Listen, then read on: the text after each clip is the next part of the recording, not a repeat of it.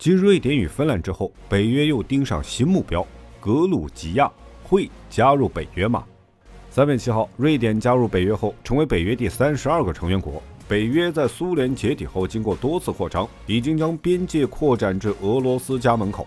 近期，北约秘书长又访问格鲁吉亚。如果格鲁吉亚加入北约，会有何影响呢？今天就让我们一起来看一看。在观看的过程中，不要忘了点赞关注。格鲁吉亚。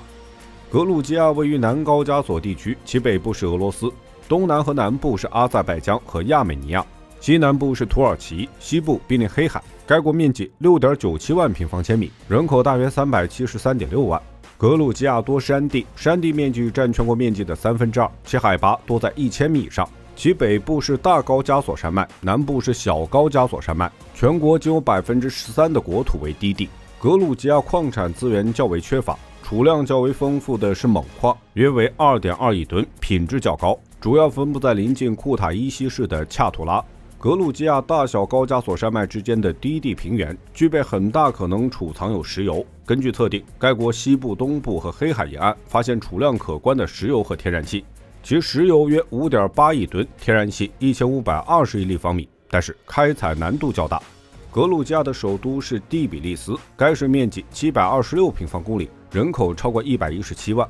第比利斯是格鲁吉亚的工业中心，主要的工业部门是金属加工和机械制造。该市是外高加索战略要冲，临近库拉河。库拉河发源于土耳其，全长1364公里，流域面积 18.8 万平方公里，最终注入里海。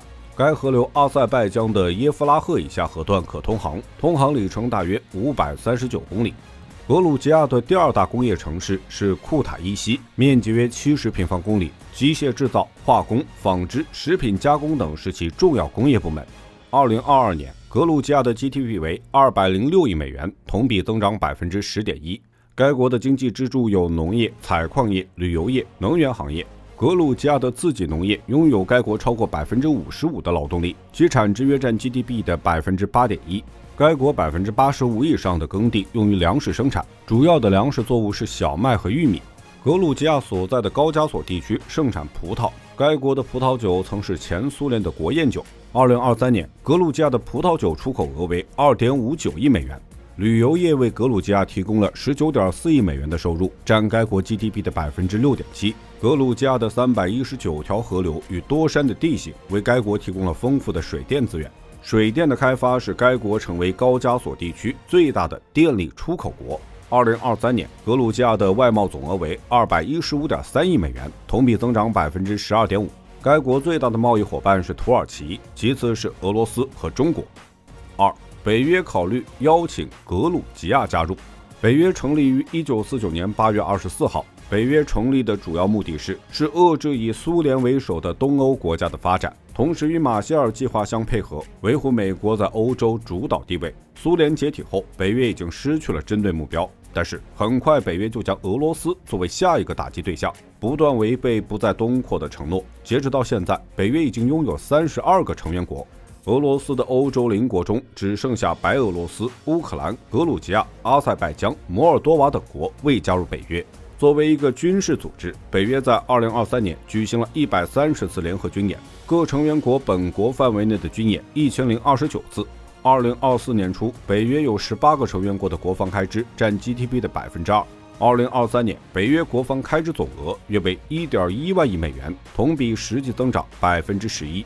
在吸收了芬兰和瑞典后，北约近期又想将格鲁吉亚吸纳进去。这不是北约第一次拉拢格鲁吉亚。北约与格鲁吉亚的一体化合作始于1994年。2004年，格鲁吉亚颜色革命之后，二者的合作愈加频繁。2018年，北约秘书长表示格鲁吉亚符合加入北约的条件。2022年6月30号，北约又表示格鲁吉亚有权获得成员国资格，但是并不能给出该国加入北约的具体时间。今年3月18号，北约秘书长访问格鲁吉亚，表示该国是北约最亲密的伙伴之一，并在19号前往亚美尼亚。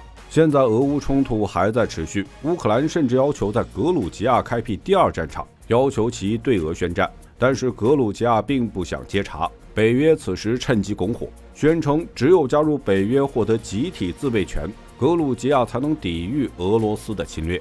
那么事实真的如此吗？也不见得。2004年，萨卡什维利上台后，完全倒向美国，在北约的支持下，向俄罗斯发动战争，意图解决南奥塞梯问题。但是，仅仅10天战争结束，格鲁吉亚惨败，北约没有对其进行军事帮助。3. 格鲁吉亚加入北约有何影响？如果格鲁吉亚加入北约，那么对俄罗斯而言绝对不是好消息。俄罗斯的生存空间将进一步挤压。尽管俄罗斯面积广阔，但是其经济和人口主要集中在东欧，黑海和里海沿岸分布有俄罗斯不少资源，尤其是黑海还是俄罗斯重要的出海通道，那附近也是俄罗斯重要的产粮区。如果格鲁吉亚加入北约，那么北约就能进一步将势力范围延伸至阿塞拜疆和亚美尼亚。土耳其已经是北约成员国，这就使俄罗斯的黑海出海通道更为狭窄，甚至北约有能力彻底封锁黑海海域。俄罗斯黑海舰队将直接暴露在北约势力范围下，其机动能力大幅下降。一旦发生冲突，俄罗斯黑海沿岸城市将成为北约的活靶子。而且格鲁吉亚加入北约后，俄罗斯与北约之间的氛围更加紧张。为了应对北约的威胁，俄罗斯可能会加强黑海海域的军事部署。高加索地区原本就复杂的地缘局势将更不稳定。对于格鲁吉亚而言，南奥塞梯和阿布哈兹问题还没有解决，本国经济的发展也依赖俄罗斯的资源。加入北约对该国而言未必就是一片坦途。